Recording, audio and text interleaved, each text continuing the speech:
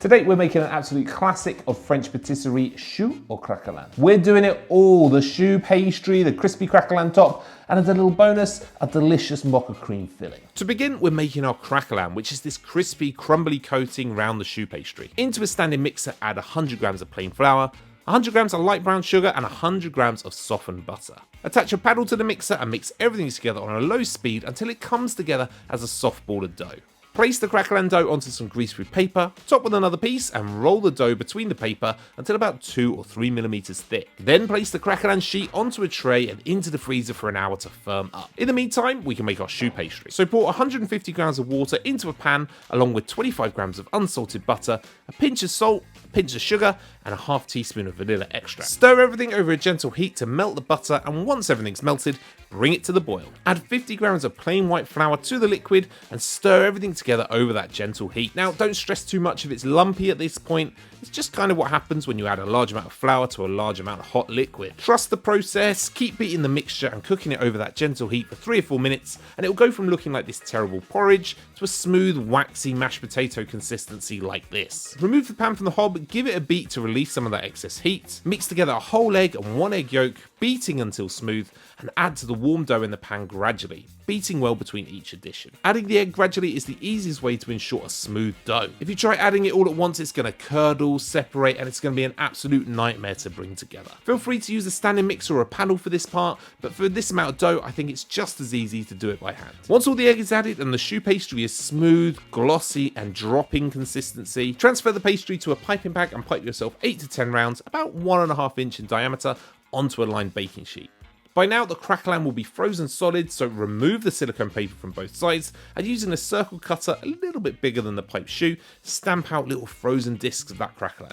Carefully place a disc on top of each pipe choux like a tiny little hat and stick the craquelin covered pastry into the oven at 190 degrees C for 30 minutes until puffed up and golden brown. Remove from the oven and use a skewer to make a small hole in the edge of the choux ball to allow any excess steam to escape, then return to the oven at 140 degrees C for about 20 minutes more until they're completely crisp and dry. Once cooked, transfer to a wire rack and leave to cool. These beautiful little choux are done and ready to fill. So on with the filling. Place 300 grams of whole milk into a saucepan with 2 teaspoons of instant coffee. Place the pan on the hob, bring it to the boil, and then remove from the heat. In a separate bowl, add 2 whole eggs, 50 grams of caster sugar, and 30 grams of plain white flour. Whisk everything together until nice and smooth, and then gradually add that coffee-infused milk to the bowl, whisking well between each addition. Once all the milk's added, strain the mixture back into a clean saucepan, return to the heat, and bring to the boil, stirring all the time to thicken. Once again, don't panic if your filling goes lumpy like this. Trust the process, just keep on beating it vigorously over that heat, and it will smooth out. Once the mixture is smooth and thickened, get 2 leaves of gelatine that have been soaked or bloomed in cold water, and then add them to the hot custard mixture, stirring to dissolve. Add 80 grams of dark chocolate to the pan, stir that into the custard until completely melted, then finally add 100 grams of unsalted butter and beat it into the mocha custard until completely incorporated. Finish the whole thing off with a generous pinch of sea salt and 2 tablespoons of coffee liqueur.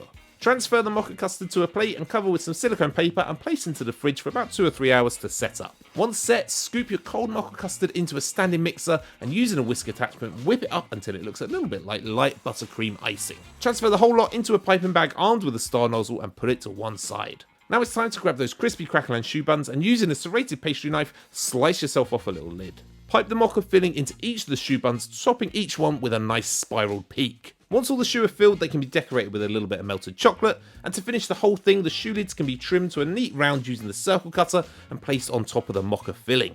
And there we have a Choux Au Craquelin that is good enough for any pastry shop window. Golden crisp pastry melts in the mouth filling. In my opinion, this is the gold standard of French pastry. Have it as is or treat yourself to a little warm chocolate sauce. I think you deserve it.